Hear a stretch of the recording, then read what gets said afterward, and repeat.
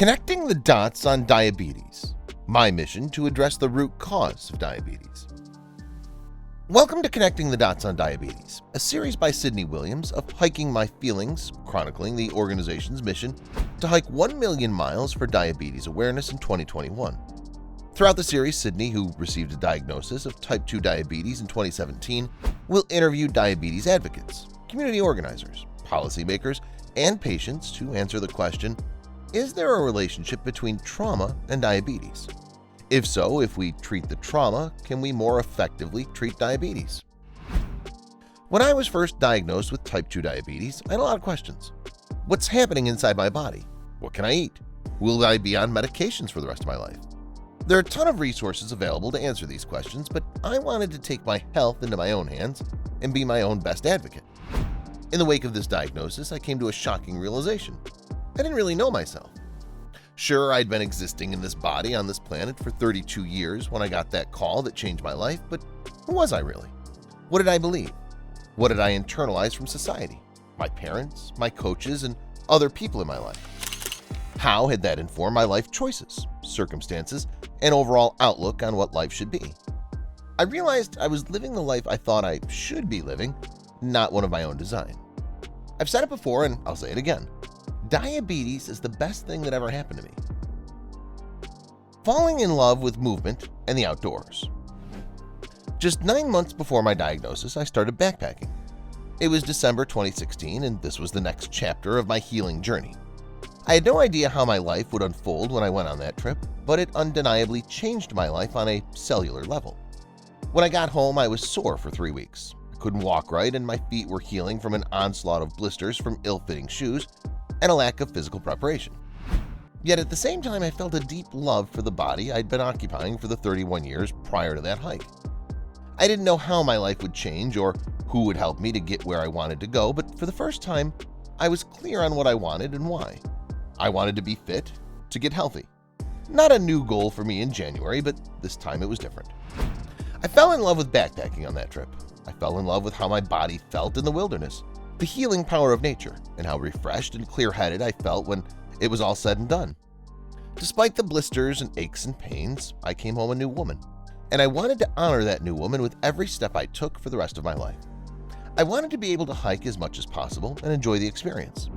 If there was any way I could do more hiking and backpacking and not have my body get in the way of the miles I wanted to do per day, or how many days I could be out and backpacking in a row, I wanted to explore that. So I did. I picked up paddleboarding during the summer of 2017 and declared to myself that I was a multi-sport athlete. When it was too hot to hike, I'd be in the water. When it was too cold to paddle, I'd be in the mountains. For all my life, I never called myself an athlete because I figured if I wasn't going to the Olympics and winning gold medals, then who am I? In that moment, I squashed that old story and wrote a new one. I'm an athlete. Time to live like one. Discovering how trauma led to my own diagnosis. After a summer of paddleboarding, I was diagnosed with type 2 diabetes. As it got cooler and paddleboarding wasn't as appealing, I started walking every day around my neighborhood, eventually graduating to local hiking trails. Slowly but surely, my life started to change before my eyes. On my walks and hikes, I didn't listen to music, podcasts, or audiobooks. My phone stayed in my pocket. I was able to hear my inner voice. Intense physical activity brought up lots of painful memories. When my body started getting tired, my brain told me wild stories about how I'm too fat and too out of shape to be out here. I didn't like how I was talking to myself, and I remembered my first backpacking trip when I learned how to be my own best friend. Instead of running away from difficult feelings and memories or numbing them with alcohol or ice cream, I listened. When I started to peel back the layers of the life that I had built for myself, I gained context and insights about the life events that led to the behaviors that contributed to my diagnosis. I repeated that 2016 backpacking trip in June 2018, 10 months into my journey managing diabetes, and once again my life was changed. Without all the distractions of life, I was able to connect the dots between trauma I had experienced earlier in my life, a sexual assault in college, and how when I didn't get help, I started coping by eating and drinking my feelings. After more than a decade of neglecting my health, I was diagnosed with type 2 diabetes.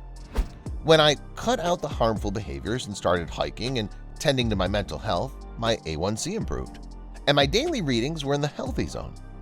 Diabetes, especially type 2 diabetes, has a horrible stigma around it. A common trope is that we made unhealthy choices and brought it on ourselves. While I did make some unhealthy choices, the trauma of the sexual assault is what informed those choices. For some people with diabetes, lifestyle plays no role. We could all stand to have a bit more empathy and compassion for folks who have diabetes. Every experience with diabetes is personal. How we'll connect the dots.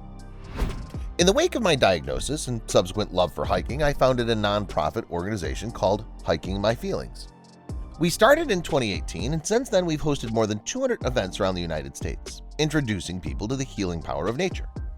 My work explores how trauma manifests in our minds and bodies, and how the outdoors can help us heal.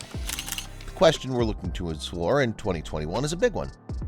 Is trauma a root cause of diabetes? If so, if we address the trauma, can we manage diabetes more effectively? The inspiration for addressing this question came as a result of my own journey navigating type 2 diabetes. Once I faced the trauma head-on and addressed my mental health, my physical health followed closely behind. According to 2018 data from the Centers for Disease Control and Prevention (CDC) on the prevalence of diagnosed diabetes in America, some of the most disturbing statistics come to light when breaking the prevalence down by race. American Indian or Alaska Native, 14.7%. Hispanic, 12.5%. Non-Hispanic Black, 11.7%. Asian American, 9.2%. Non-Hispanic White, 7.5%. If you look at these groups and think about issues like poverty, access to healthcare, education, food deserts, and food swamps, the pay gaps in America and the historical trauma experienced by these communities, colonization, racism, slavery, oppression, systemic issues, then it's even more evident that trauma could be a root cause of diabetes. In this column, you can look forward to interviews with the people who are working to make the world a better place by means of diabetes awareness and education. Learn about hiking and walking for mental and physical health, and hear from the community leaders, organizations, and brands who are helping increase accessibility of recreational opportunities in marginalized communities. 1 million miles for diabetes awareness. This year, we're on a mission to hike 1 million miles for diabetes awareness, and we're taking our work on the road through a Take a Hike Diabetes Tour.